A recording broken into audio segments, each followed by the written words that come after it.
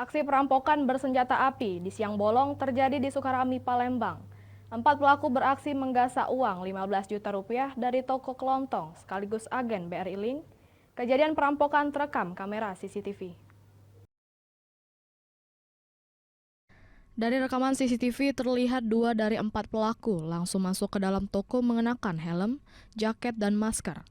Pelaku menodongkan senjata api diduga jenis rakitan. Aksi perampokan ini terjadi di toko kelontongan sekaligus agen BRI Link di Jalan Talang Betutu Lama, Kelurahan Talang Betutu, Kecamatan Sukarami, Palembang.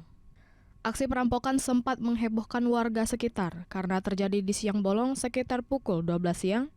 Usai menggasak uang toko, para pelaku yang berjumlah 4 orang langsung kabur dengan mengendarai 2 sepeda motor.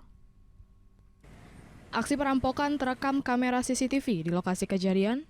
Pemilik toko menjelaskan, saat kejadian istrinya dan beberapa karyawan yang sedang menjaga toko hingga mengalami trauma. Syamsyori, pemilik toko mengaku, pelaku menodongkan senjata api sambil mengancam istrinya agar tidak berteriak. Para pelaku menggasak uang di laci sebesar 15 juta rupiah. Yang diteriak kepada rumah tuh jangan teriak Bu, kalau teriak mati. Oh, Nah, berarti total kerugian apa yang diambil, Pak? kalau yang diambil cuma duit Pak.